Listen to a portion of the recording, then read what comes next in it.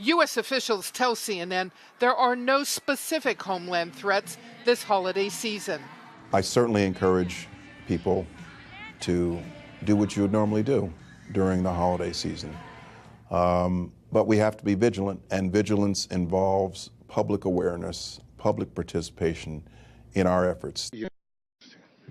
Chair recognizes a gentleman from Texas, Mr. Smith. Thank you, Mr. Chairman.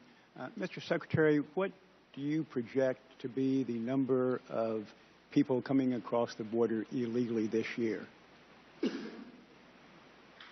The number of people crossing the border illegally each year? Yes, total number this year. What do you project?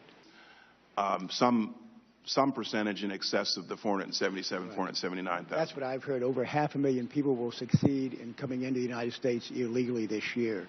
If you were to succeed in achieving your goal of operational control of the border, what would you like to get that number down to? From 500,000 to what? Well, very clearly, sir, I'd like to see that number come down. What are your, if I may interrupt you for a minute, what are your metrics in determining whether the border is secure or not? Well, the Border Patrol has metrics, and I've asked that they improve upon that. I recently issued a directive. Again, I don't think that we have the metrics we need to determine whether the border is secure or not. Is the department releasing illegal immigrants now from ICE custody instead of sending them home? I believe that we have a number of those who are released on bond, if I understand your question.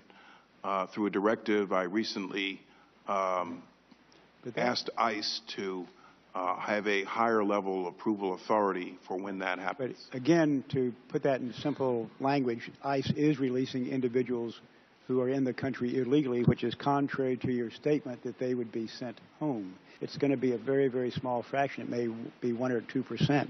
So I don't think your statement here is true to say that those who come here illegally will be sent back. It's actually a very small subset of those who come into the country illegally. Well, that's nice, but that's not answering my question.